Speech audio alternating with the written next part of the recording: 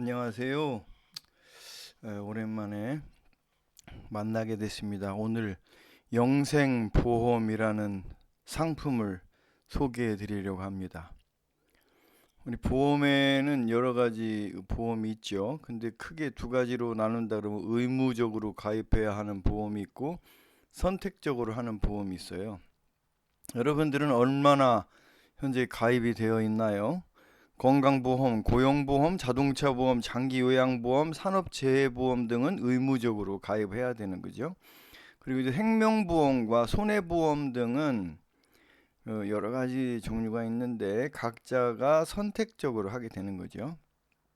그런데 의무보험이든 선택보험이든 이 공통점은 살아있을 때 발생할 수도 있는 재난이나 어려움을 대비한 보험들인 것입니다. 그래서 죽고 나면 무슨 소용이냐 이런 생각을 하시게 되지요. 근데 보험 중에는 죽으면 보상되는 보험도 있습니다. 사망보험이라고 하지요. 그런데 사망보험이라는 것은 아이러니하게도 이 사망한 주인공이 보상받는 것이 아니죠.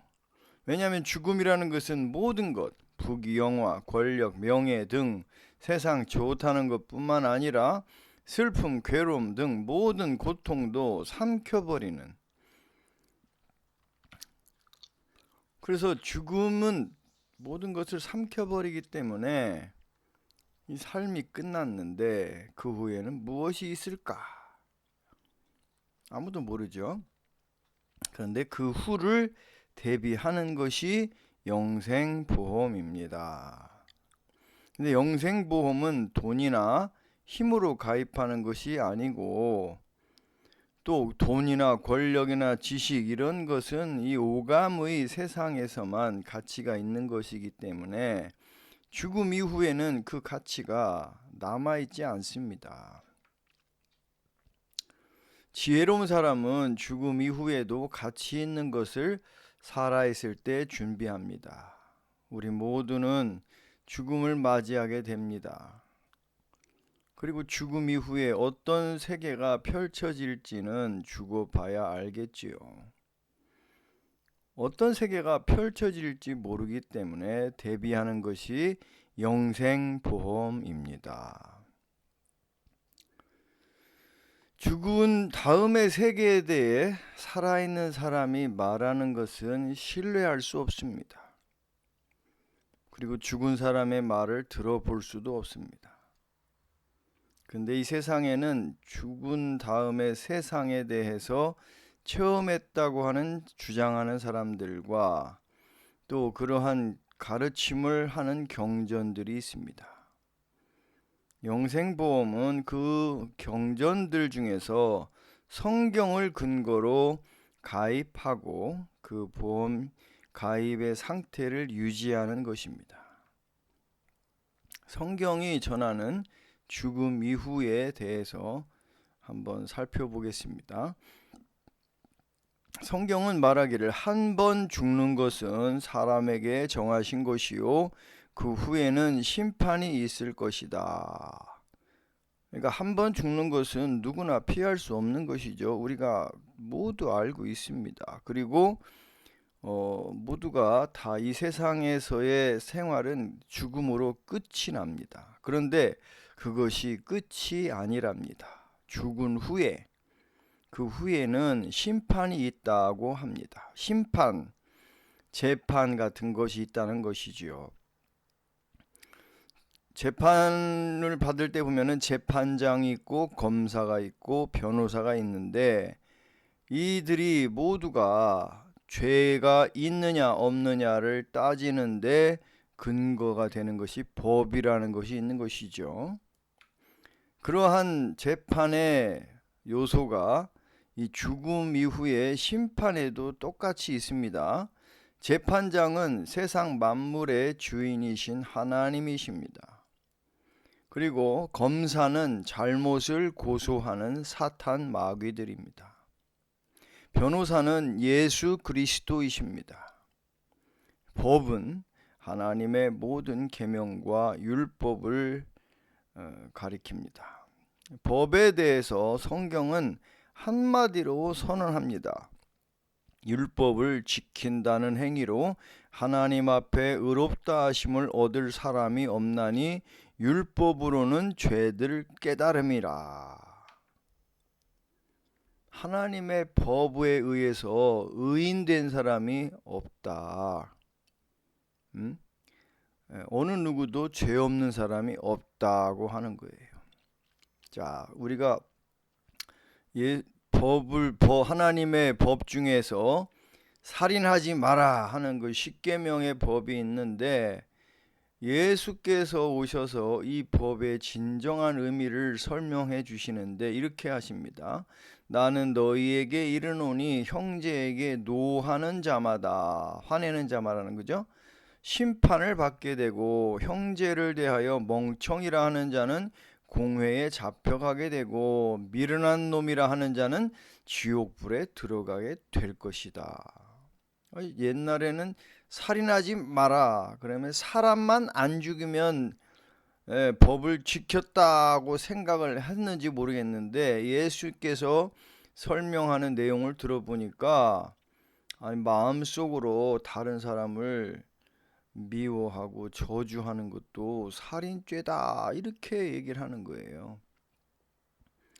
결국 하나님의 법은 양심을 살펴보는 법입니다. 세상의 법은 단지 겉으로 나타나는 말과 행동에 대해서 유무죄를 판단하지만, 하나님의 법은 속에 감추어져 있는 생각까지도 따지는 것입니다. 세상에서 흔히 도덕이라 하고 양심에 맡긴다는 부분까지 하나님의 법으로는 유무죄를 판단한다는 거예요. 그러므로 하나님의 법 앞에 죄가 없다고 생각하는 것, 그것은 그 자체로 거짓이라는 죄를 더하는 것입니다. 우리가 세상 법은 요리조리 잘 피하며 살아왔지만 하나님의 법은 피할 수가 없다라는 것이지요. 근데 하나님은 어떤 분이십니까? 성경에 이런 말씀, 가령 내가 악인에게 이르기를 악인아 너는 정령 죽으리라 하였다 하자, 네가 그 악인에게 말로 경고하여 그 길에서 떠나게 아니하면 그 악인은 자기 죄악 중에서 죽으려니와 내가 그 피를 네 손에서 찾으리라. 그러니까 하나님은 이 세상에 어떠한 죄인이라도 영원히 형벌받는 것은 원치 않으십니다. 그래서 심지어 십자가형을 받았던 강도에게도 구원을 선언하는 사건이 성경에 나오는 거죠. 이 십자가 형벌은 그 당시에 가장 흉악한 범죄자에게 가하는 형벌이었거든요. 하나님이 세상을 이처럼 사랑하사 독생자를 주셨으니 이는 그를 믿는 자마다 멸망하지 않고 영생을 얻게 하려 하심이라. 멸망하지 않고 영생을 얻게 하려고 하나님이 독생자 예수를 주셨다고 선언합니다. 그러니까 영생을 얻으려면 예수를 받으면 됩니다. 예수를 받으면 예수께서 행하신 모든 공로를 함께 받는 것이 됩니다. 하나님이 예수를 주셨는데 어떤 방식으로 아들을 주셨나요? 한 아기로 태어나게 하셨습니다. 그런데 남자와 여자의 연합을 통해서 태어난 게 아니라 하나님만이 하실 수 있는 방법으로 아들을 주셨습니다. 예수 그리스도의 나심은 이러하니라. 그의 어머니 마리아가 요셉과 약혼하고 동거하기 전에 성령으로 잉태된 것이 나타났더니, 성령으로 잉태되었다 말씀합니다. 성령은 예수를 잉태하게도 하셨고 사람들에게 예수를 받아들이도록 도우시는 분입니다. 영생보험에 가입하면 그것을 유효하게 승인하는 분이 성령입니다. 성령께서 승인을 하셨는지 아닌지는 본인이 알 수 있습니다. 예수를 받은 증거가 나타나면서 스스로 깨달아지는 것입니다. 예수를 받아들인다는 그 말씀을 살펴보겠습니다. 영접하는 자, 곧 그 이름을 믿는 자들에게는 하나님의 자녀가 되는 권세를 주셨으니 이는 혈통으로나 육정으로나 사람의 뜻으로 나지 아니하고 오직 하나님께로부터 난 자들이니라. 이 말씀에 보면은 영접, 믿음, 자녀됨, 하나님에게서 태어남, 이러한 의미가 함께 있습니다. 함께. 그러니까 예수를 받아들인다는 것은 이렇게 다양한 상태로 변화된 것임을 가르쳐 줍니다.